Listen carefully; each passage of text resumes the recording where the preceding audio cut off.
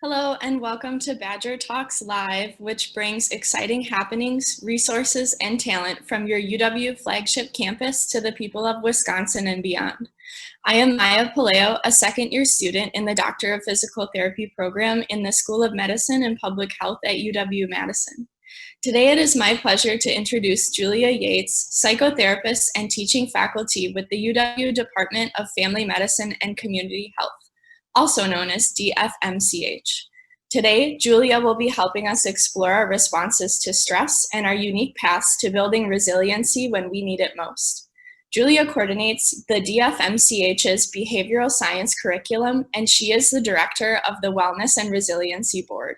Her professional interests include integrated behavioral health in primary care, a whole health approach to patient care, mindfulness practices in resiliency development, and experiential learning models in teaching and public speaking. Please welcome Julia Yates. Hi, everybody.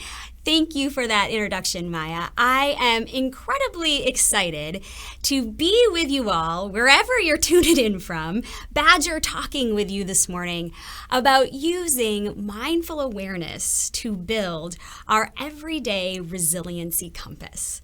And resiliency, there's a word, right? There's a word I think we've been hearing a lot more, we've been saying a lot more, and I think it's because we need it a lot more in these last months and weeks, and just for a heck of a long time.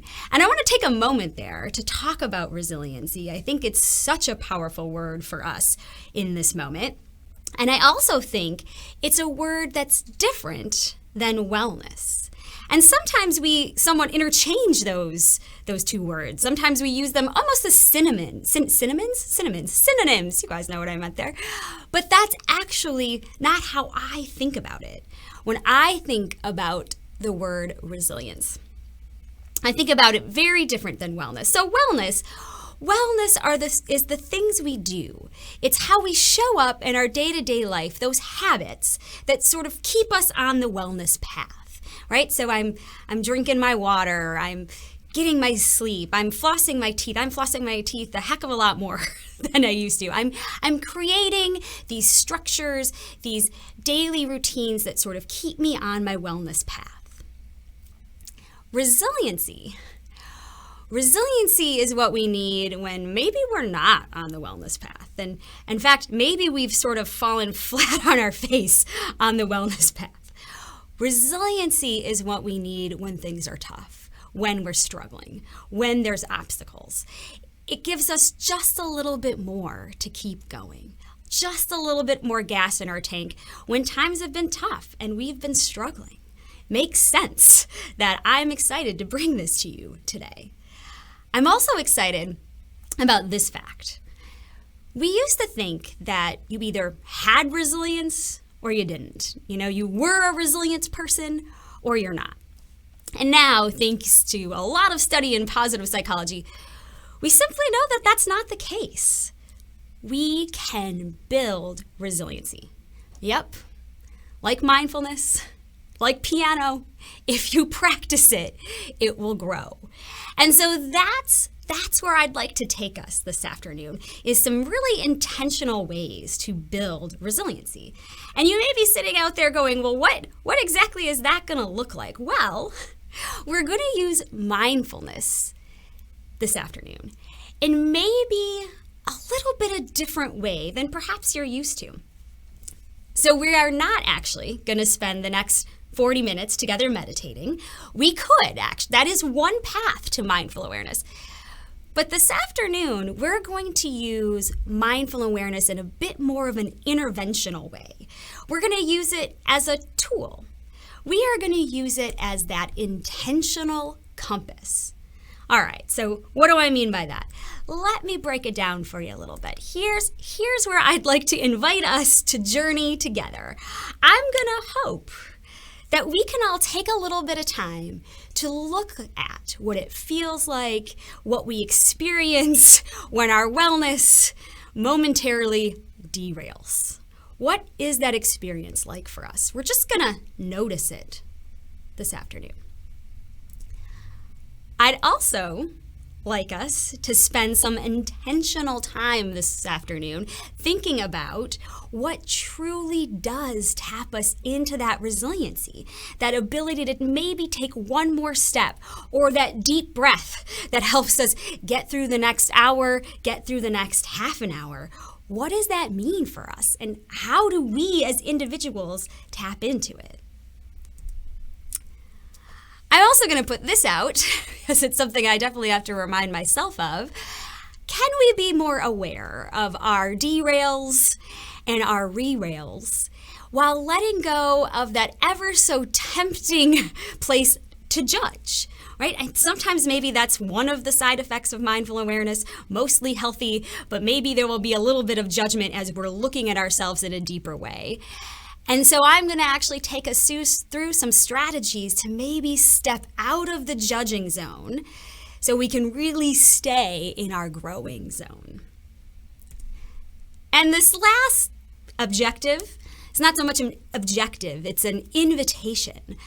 It's an invitation for us to think and explore and connect and feel together as much as we can in this virtual setting. I have given this talk quite a bit. It has never been virtual before, so we're in this together. And we're also, hopefully, in this together, where I am going to encourage you to maybe turn up the vulnerability dial just a bit.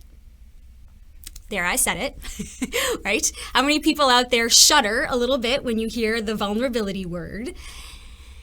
Yep, I do too. And I'm a therapist, right? I'm supposed to really like this stuff. But I'll tell you what, I'll let you in on a little confession. The more I have allowed myself to lean into that vulnerable space, that flawed space, that space that's, struggling, that I'm not doing okay and that's okay. The more I let her just be, the more I just embrace her. That's when we grow. That's when I learn. That's where I can just be free to be, it is what it is. Not better, not stronger, longer. It is what it is. That is that really powerful space of vulnerability. It's not easy to go there, but it's really powerful. And you don't just have to take my word for it this morning.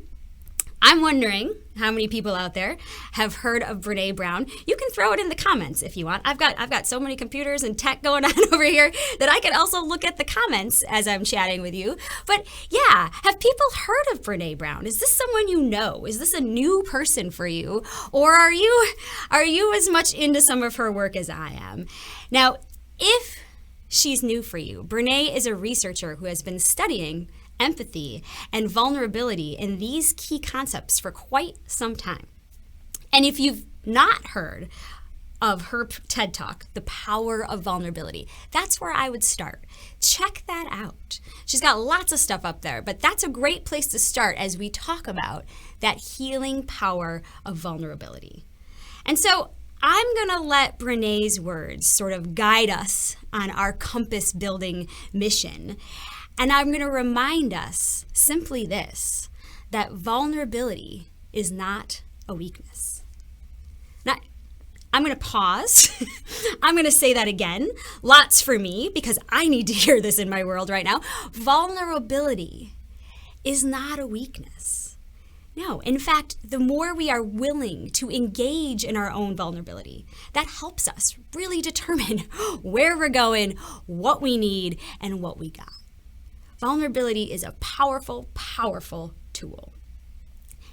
So I'm going to invite you to maybe just turn your dial up just a smidge this morning. If there's a pool of vulnerability, you don't have to cannonball in it, but maybe in our next 40 minutes, you just sort of dip your toe in the pool of vulnerability and just experience what that might be. Because next you heard me mention that we're going to use mindful awareness very purposefully this afternoon to build our resiliency compass. Now, what does that mean? Well, I think what might be helpful if we could get a working definition of what is mindful awareness. I'm actually really happy that we hear these words more and more out there. They have become part of our language, which excites me, actually. But what does it mean? Again, throw it in the comments if you'd like to. Put it in there. What does mindful awareness mean to you? And the neat part of some of that is how we experience mindful awareness. Being aware of how it shows up for you personally can help you define it. I'm going to give you a little bit more of a workable definition, and it happens to be one of my favorite definitions of what is mindful awareness. And that comes from the words of Jon Kabat Zinn. Here's someone else that I'm maybe introducing you to, maybe not. But let me give you a little bit of history about Jon Kabat Zinn. Jon Kabat Zinn is an MIT-trained scientist. And what he noticed is that he was really showing up in his work world. He was producing, he was moving, he was going, but he wasn't very satisfied. And he was missing it. And he was so fast. And it was always next. What's coming next? And what's coming next? And never just being able to pause. And around the same time, Jon was studying some folks who are much better at pausing and being present. And he was studying the brains of Buddhist monks. We actually do that right here with our university too, with Dr. Richie Davidson and their work coming out of the Center for Healthy Minds, studying that mindfulness changes your brain.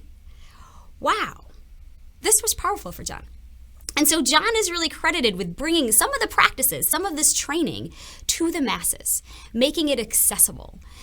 Maybe folks out there have heard of mindfulness-based stress reduction courses, which are taught worldwide, again, including right here in our Badgerland world with my friends at the Department of Family Medicine and Community Health in our integrative medicine program. We teach some of his mindfulness-based stress reduction courses. So that's a little bit of background about Jon. And also a long way of saying, I think he knows a pretty powerful way to define mindful awareness. So our working definition for right now is going to be simply this, that mindfulness means paying attention in a particular way, on purpose, in the present moment, and non-judgmentally. You know, I think I hear Brené's words in my head. And so I'm just going to be really real with you all out there. However many alls there are out there, this is difficult for me. It is. Every piece of this is difficult for me. You might be picking up on already that I tend to be a fast-paced person. I tend to be pretty future-oriented as well. Next, next, next. When I sort of try to make my brain just be, just pause, just stop, my brain kind of goes, what the heck are we doing? Isn't there some to-do list we should be checking off somewhere? Like, we're missing something. And so I wanted to share that to say this can be pretty uncomfortable. It's not, with practice, it's become more comfortable, but it can be uncomfortable. And I started to think about this, about how this changes your brain. I started to consider mindful awareness and mindful awareness practices for me a workout for my brain. Right? The very moment that my brain doesn't want to do this is a time my brain might need to do this. I tell you what, I don't particularly like doing sit-ups either. I do some of them to strengthen muscle. And that's how I think about this practice too. This can be uncomfortable, this can be hard, but it strengthens our brain muscle. And so I also think that non-judgmentally piece of this can be real difficult. I will share, there are times where I'm doing longer practices and oh yeah, I feel the judging creep in a little bit, right? I might be looking around the room and suddenly I recognize someone else who just seems to be way more zen than I am right now. And then I think, gosh, how are they doing that? How am I not doing that? Then I recognize that I'm judging, right? Then I think of this definition and I start judging myself for judging. And then I'm in this sort of wacky meta judging place. And I'm pretty sure that's not the route I want to go. So I have decided that I'm going to tweak Jon's definition just a little. If folks know him out there, maybe let him know that I'm adding just an important ingredient in this already really important definition. And that is, we can pay attention in a particular way, on purpose, in the present moment, non-judgmentally, if that's available for you, and with self-compassion for whatever may be happening for you in that moment. It's okay. We sometimes judge. It can be there. It's okay. What if we just allowed ourselves to show up in whatever space we're in? It just is. And that's how I think about it sometimes. It's not so much that we sort of force off the judging hat. We can think about this as hats. It's that we add our hat of self-compassion. We add our hat of how can I be kind to myself in times that don't feel so kind, in places or spaces that maybe don't always feel so kind. How can I be kind to myself and compassionate with myself? And when I do that, what I notice is that sometimes the judging hat just sort of falls off. And that's the place where real learning and growth can happen. That's where we can build our compass. So that's the lead up, that's the build up, is that I'm inviting us in our Badger Talk this afternoon to dip that toe in the vulnerability pool. We're gonna use mindful awareness to pay attention in a particular way, on purpose, as non-judgmentally as that's available to us, and with self-compassion right here and right now to build our resiliency compass. And our resiliency compass has 3 parts, 3 really important parts. The first part of our resiliency compass is something I call our internal awareness. What are you like when you are stressed? Actually, that's the exact question I want to take a few moments right now for you to think about. Vulnerability dialed up, self-compassion hat on. What am I like when I'm stressed? You can write that down. You can say it out loud, but just think for a moment about this. And I want to guide you through a couple of questions. And the first one is, okay, what does my body experience under stress? What do I notice? What are some of those early warning signs that I am heading into stress land? I am under stress. I am under duress. What does your body tell you? I also want you to ask yourself, what happens to you emotionally during times of stress? Just bring that to your awareness right now. And then a question I always ask myself, a really important question, is how am I different when I'm stressed than when I'm not? I really want you to just gather that data. You know, if we can do kind of that naturalistic observation of ourselves right now, back in Anthropology 101, one of my favorite classes. But you know, like I'm just going to look at that data, not to try to change it, not to try to fix it in any way, actually just to be aware of it, to build that first part of my compass. Because this is going to tell me when I might need a resiliency building practice. Now, I hope we all have that kind of percolating. We have our scientists' hats on and we're doing that naturalistic observation of what we are like when we are in stress land. When I get to do this in person with lots of people, this is when I have you turn to your neighbor, whom you may or may not know, shake their hand, maybe nice to meet you, and we do something that I call stress confess. Because it feels kind of good, to be truthful, to just be like, yep, this is what I'm like when I'm stressed. It's not my favorite part of me, but I can use this as a tool and I don't have to carry it. I don't have to be ashamed of it. It's just how my body responds. So I'm going to invite you to do that in whatever form feels right for you. If you want to say it out loud, do it. If you want to put it in our comments and just kind of put it out to the universe, you don't have to hold it. Set it down. This is what I'm like when I'm stressed. Put it on out there. Just type it in. And while folks are doing that, if you're willing to kind of let lots of people know what you're like when you're stressed, I thought I'd do that. I'm going to let lots of people know what I am like when I am stressed, because I have thought about this question a lot for me. And let me walk you through it. I bet even by now, in just getting to know each other this little bit of time, you have probably picked up on the fact that I tend to have a lot of energy. Yep. I have even been called bubbly a time or two, and I think that's a compliment. And usually I am very grateful for my energy. I am very grateful for those reserves and the kind of liveliness, and it is a part of me that I like. Now, under stress, that changes, if I can be very honest with you all. It is not that I lose the energy per se. It is more that the energy shifts. It becomes focused. It becomes rigid. It becomes very tunnel visioned, hence this is what I want to do when I'm thinking about it. And I become real fixated and real obsessed and actually kind of cold. And what I notice is, yes, suddenly the dishes need to be put away my exact way in this exact moment, or everything as I know it will cease to exist. That is how it feels.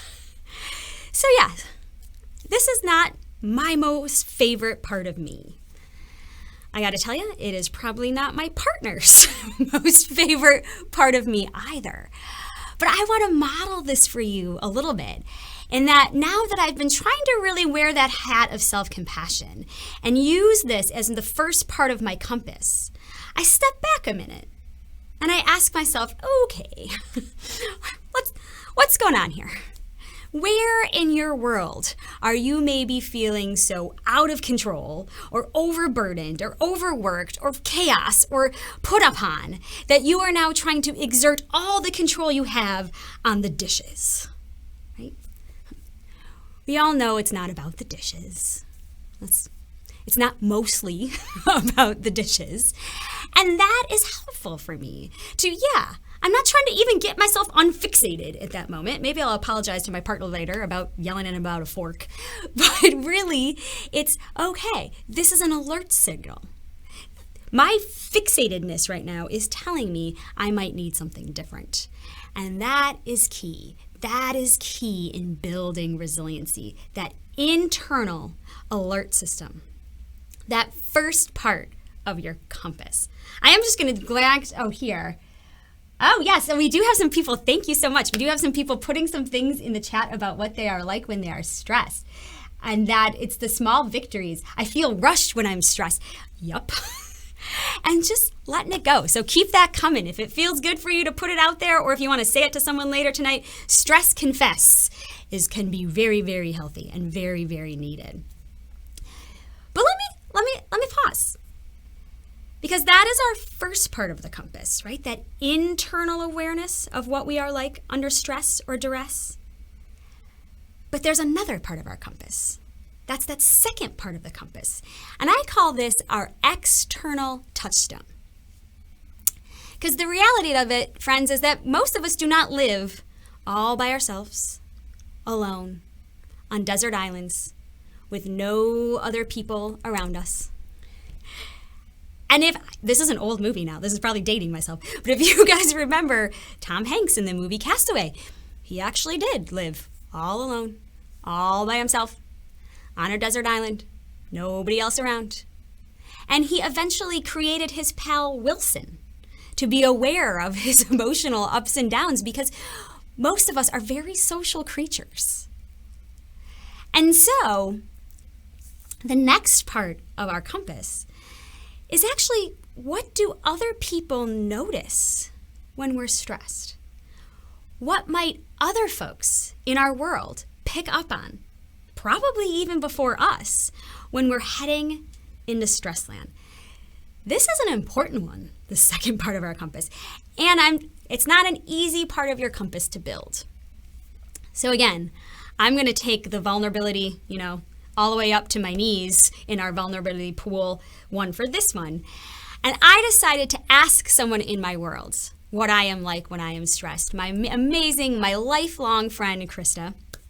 So a little bit background here. Krista and I have known each other, have been best friends for over 21 years, I want to say. If she's out there, maybe she can correct me.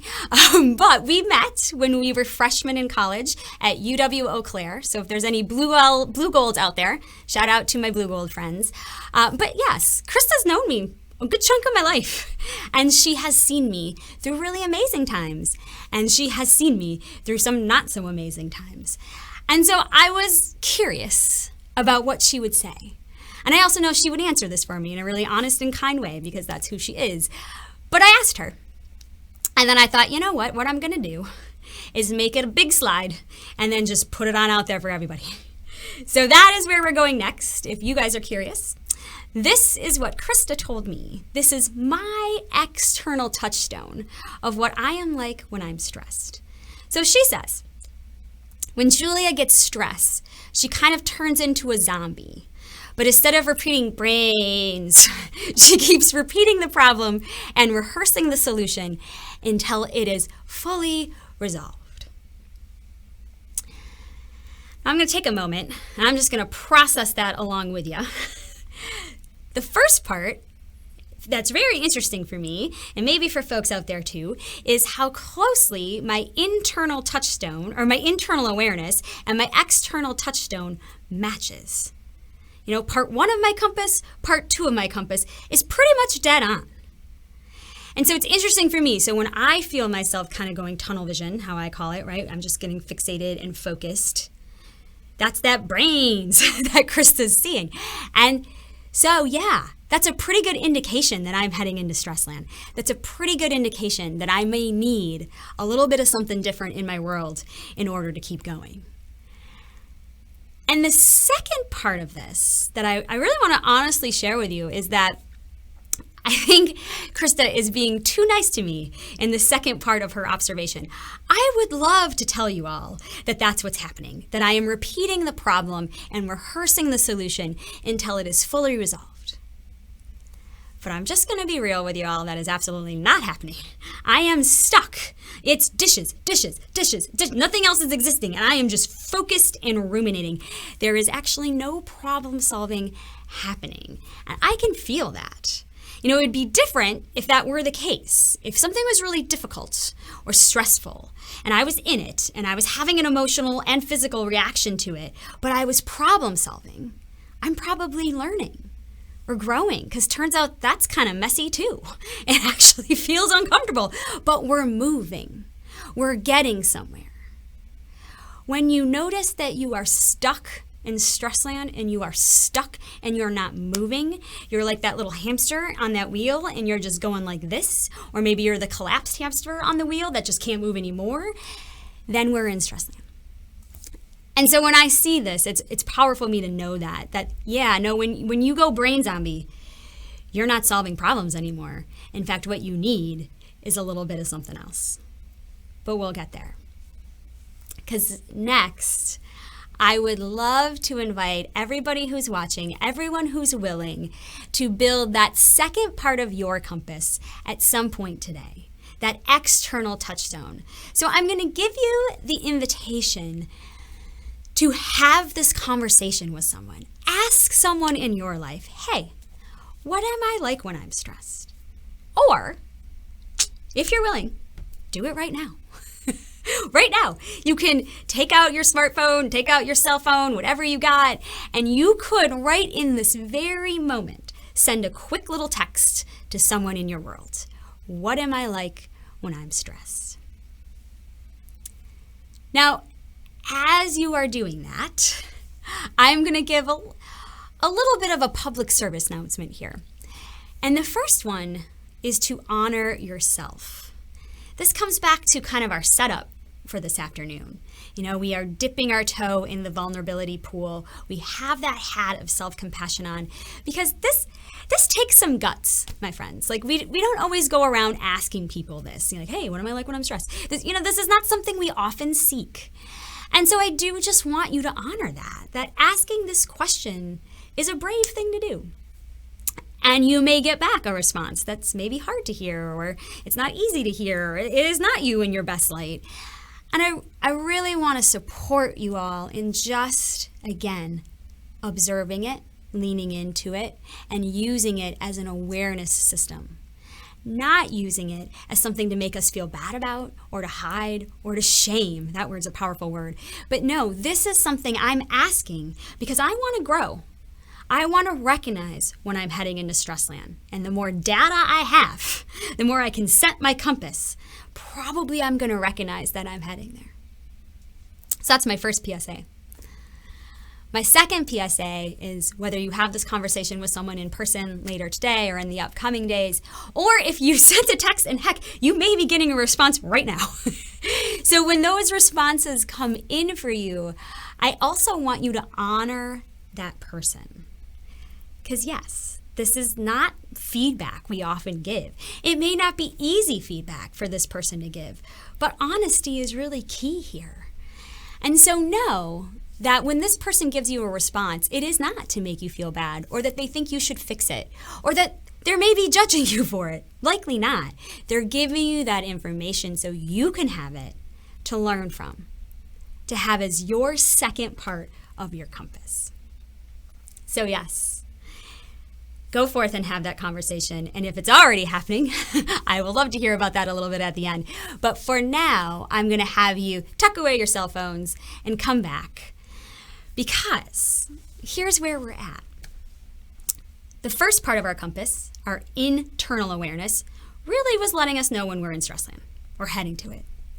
Our second part of our compass, that's in the works, that external touchstone, also letting us know when we're heading into stress and duress land. So let's just say now we know. Okay, yeah, all signs point to that's where I'm at. How do I get out? What do I do? That is the all-important third part of our compass building mission this afternoon, and I call this your resiliency go-to. This is something that you have tried. You have trialed and erred. It's your lifeline when you're in stress land. It's something that you know, if you do, will give you just a little bit more in the tank. Yep, not fix, not solve, but just a little bit more to hang on. It's something that you've already created, and all you need when you're in stress land is to do it.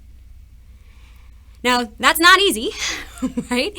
And also, it's not easy because resiliency it's not a one-size-fits-all sort of thing.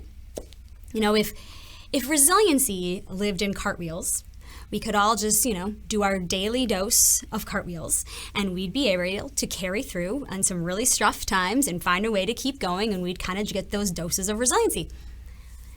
Except I wouldn't, because whatever confession number I'm on for you all, I have never been able to do a cartwheel. Ever. Not when I was 7, not when I was 40. It just doesn't work. And so I would be out of luck if that was the case. But it's not.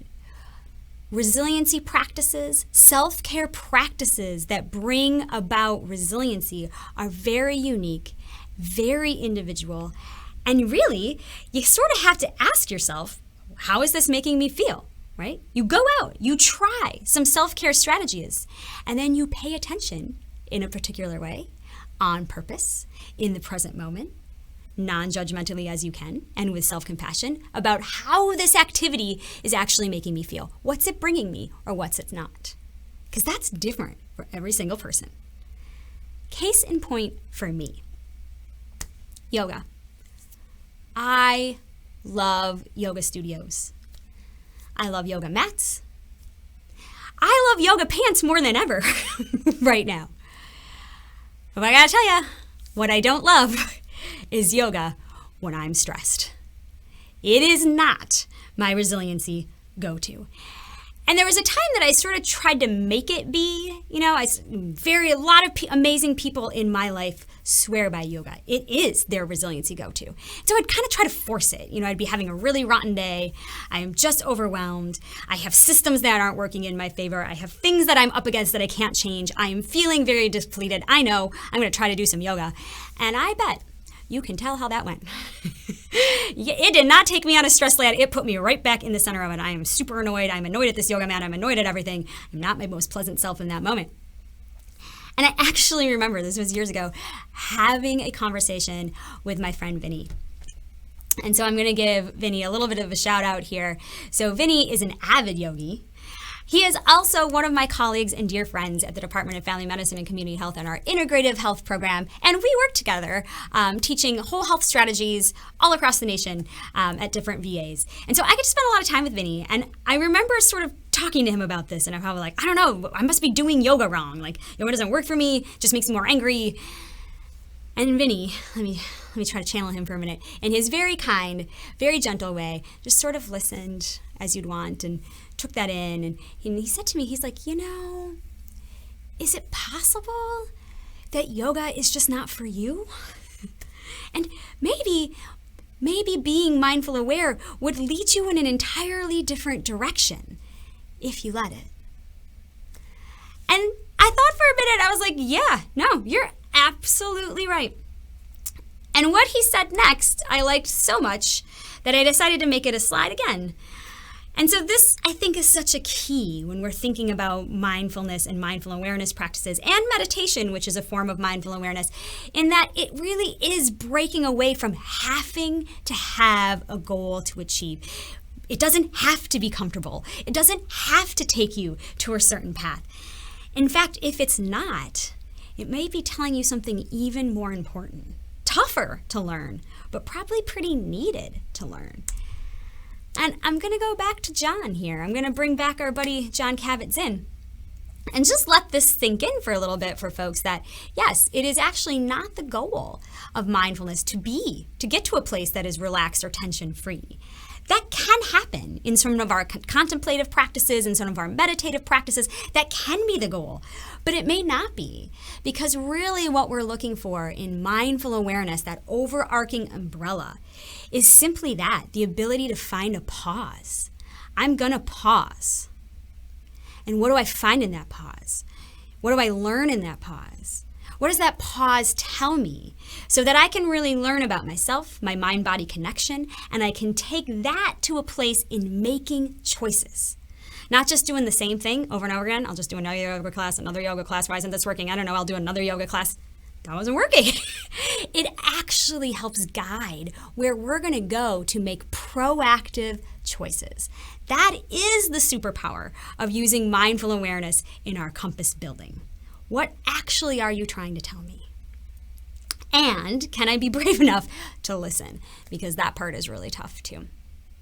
So where did this take me? Right? So where did this take me with yoga? Well, I started to pay attention. And yeah, there are times when yoga can show up in my world in a really amazing way. I noticed that after the end of a workout, yoga felt to me kind of like a gift when I was paying attention to that. Like, wow, this feels nice. I am proud of myself for doing this, moving my body in this way. I'm going to add some positive body mantras while I'm doing these stretches, and this is yummy, for a lack of a better way to say this. This is good. I like this. I'm going to keep doing that. That's where yoga can show up for me.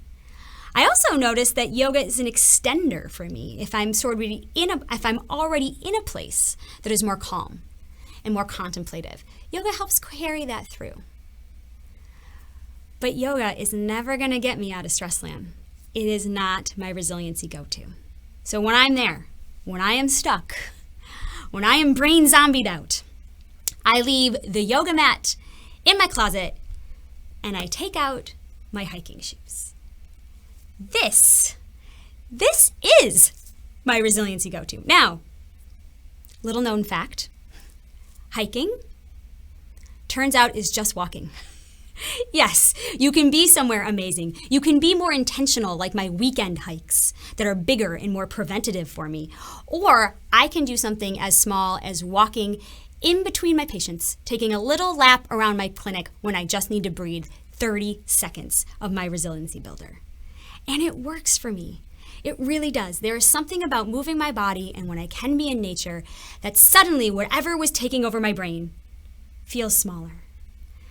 And in a sense of spirituality, I feel smaller. And for me, again, not for everybody, but for me, that's a very comforting feeling when I feel small.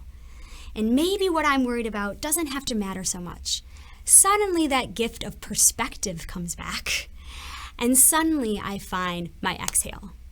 I spend a lot of my world inhaling. And then I find my exhale. That ability to breathe and keep going and go back to what it was in a different way. And that can be equally as hard. I think sometimes when we're in stress land, and even when you know what your resiliency go-to is, our tendency is to want to just stay in stress land. Well, I'll just finish this. I got to keep doing this, or I can't stop till it's done, or I have to do. And that's when we need a small dose, just a little dose of whatever our resiliency go-to is. And I'm going to give you one more, because this is one that's a little different. Another resiliency go-to for me is my tea ritual. Now, you may be sitting there going like, wow, what's that? What's a tea ritual? It sounds fancy. It's not very fancy. It's literally drinking tea. And I will say, I didn't go out. I didn't set out to create a tea ritual. I will create something in my life that helps me transition into my evening and take care of me. That's not what happened at all. My partner likes tea. I like tea. We started drinking tea a lot more regularly. And then, friends, if I'm going to get this point home to you today, I started to pay attention in a particular way on purpose, in the present moment, and non-judgmentally, and with self-compassion. And when I started to pay attention, what happens when I got that teacup? And I tell you, what happens when I got the teacup is I felt my shoulders go back. I felt kind of my day for others closing, right? The giving out. And sure, there's a lot of reward coming in too, but all of that is done. And now I transition into the time of my night that is for me to take care of me. And truthfully, all of that would start to happen when my hands got on the teacup. Because I, like Pavlov's dog, I had sort of classically conditioned this response to my teacup. Because it works. Behaviorism works. And we can create rituals that show up for us like that in our lives.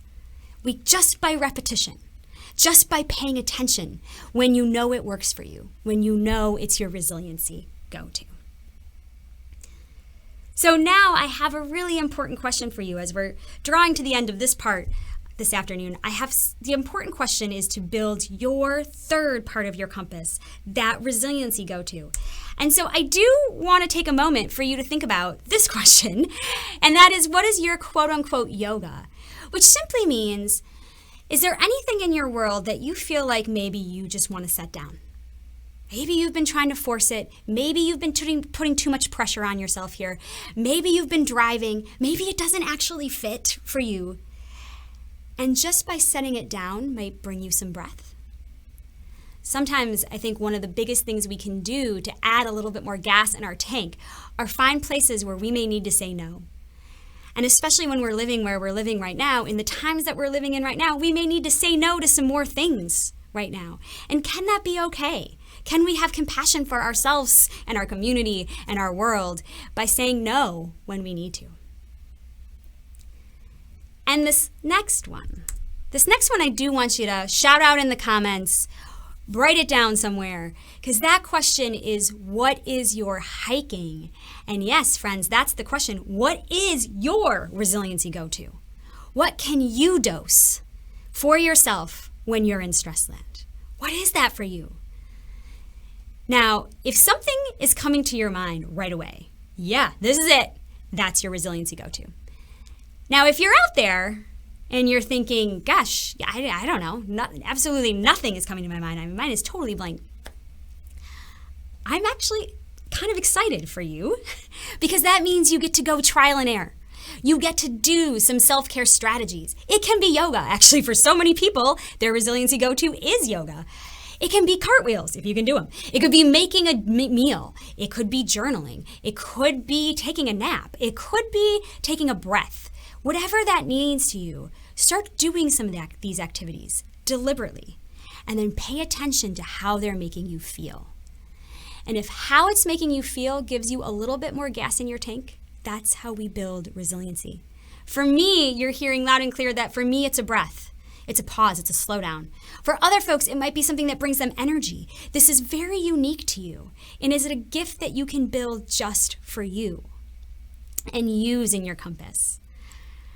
And so I'm going to give you a pretty strong avocation in my last kind of words to you this way. And that is not only to recognize your resiliency go-to, but to dose it. That might be one of the hardest pieces. Yes, you can have built-in practices that are bigger, but what's something you can do for yourself that takes 30 seconds, that takes a minute? You may need to do it in your workplace, especially when we have workplaces that don't make it super easy to take care of us. There are systematic things in our world that need some changing. And in the meantime, how do I find just a minute for a breath or just a minute for me and know that that's okay? 60 seconds, dose it when you're in stress land, whatever that is for you. And so I am going to take a moment to close here and say simply this. We have been on a journey together this afternoon. And thank you for being with me now or if you watch it later. But this is where we've been. We stuck our toe in the pool of vulnerability. We got that a little bit wet and uncomfortable. And then we used mindful awareness in that very intentional way we talked about with that hat of self-compassion to build our 3-part resiliency compass, a continued practice that we'll all continue to do. We built an internal awareness by asking ourselves very honestly and with self-compassion, what am I like when I'm stressed? We did that external touchstone that maybe you're still getting right now. What do other folks around me notice so I can add that to my compass? And that third, the resiliency go-to, that tried and true, that we know will work for us and that we can dose in big and small ways when we need it most to give ourselves that just a little bit more, that ability to keep going, that resiliency that we need. That's where we've landed. And the neat thing is this compass that we made to you is always with you. This compass goes anywhere you go, in your metaphorical back pocket, no matter what you have, to just remind yourself to pause and to use it. And so from there, I'm actually going to take some time to just see what questions we have, what things are percolating out there. I also got to give a little bit, if anyone wants to join, a little bit further in the vulnerability pool, I'd love to see if you got a comment from someone already about what you are like when you are stressed. And you would also just like to release that out there to the universe. Put it out in the comments. Put it out there. Type it in, what you're like when you're stressed. But let me take a couple of moments now to just see what questions, what comments are coming our way. I can see that a lot of people are with me with walking or hiking on their resiliency go-to. And that is such a key thing because that is something we can do anywhere in whatever dose that we need it. So that is really nice to see too. Let's see, is there any other questions or things we have out there? Or anyone else who wants to tell me what you're like when you're stressed?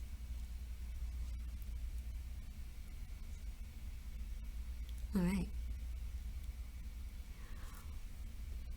Well, and if not, I am happy to take time to close right now because I think we are actually at time.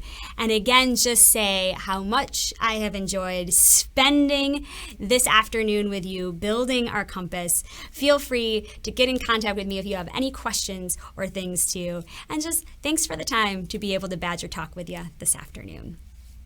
Bye-bye.